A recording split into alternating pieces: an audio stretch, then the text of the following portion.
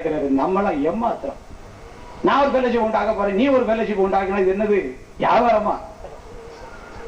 கர்த்தருடைய கிருபை இல்லாம எந்த ஃபெலோஷிப் என்ன முடியாது, நிலைநிற்கவே முடியாது, நிலைநிற்கவே முடியாது. இது தேவன் உருவாக்கின ஒரு ஐக்கியம். இதனுடைய ஃபவுண்டர் பரிசுத்த ஆவியானவர், இதனுடைய ட்ரெஷரர் பரிசுத்த ஆவியானவர், இதனுடைய செக்ரட்டரி பரிசுத்த ஆவியானவர், மெம்பர்ஸ் நம்ம எல்லாரும். ஹல்லேலூயா.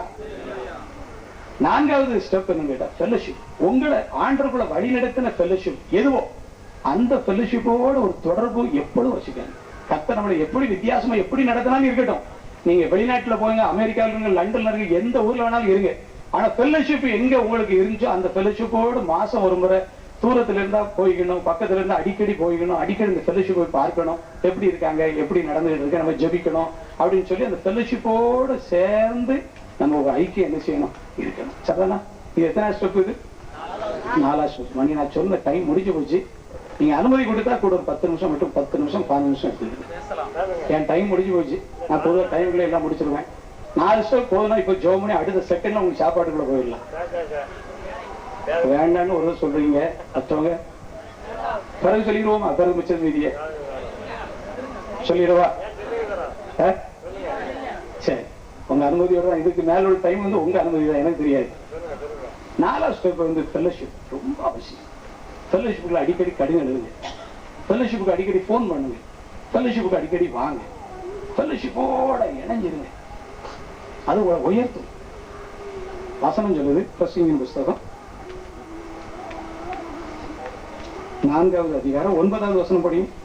ஒண்டியா இருப்பதிலும் இருவர் கூடியிருப்பது நலம். இருவர் கூடியிருப்பது நலம், நல்லது. வேதத்துல நல்லதுன்னு போட்ட பிறகு இதுக்கு ஒரு மாற்று கருத்து கிடையவே கிடையாது. ஒண்டியாய் என்ன அர்த்தம்? தனிமையா. தனிமையா ஒருவர் இருப்பதை பார்க்கலும் ஒண்டியா இருப்பதிலும் இருவர் கூடி இருப்பது. 2 விசுவாசி சேர்ந்துட்டாங்கன்னா ஒருத்தர் ஜெபம் பண்ணி ஒருத்தர் தாங்கிக்கணும்.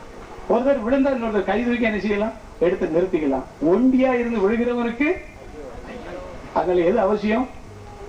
ஃபெலோஷிப் அவசியம். உங்களை ஆண்டவருக்குள்ள வழி நடத்தின, உங்களுடைய ஆவிக்குரிய கண்களை திறக்கிறதுக்கு உதவியா இருந்த ஊழியரையும் அந்த ஃபெலோஷிப்பையும் நீங்க ஒரு காலம் மறந்துடாதீங்க. அதை மறந்தால் யார மறக்கிறது ஒப்பு?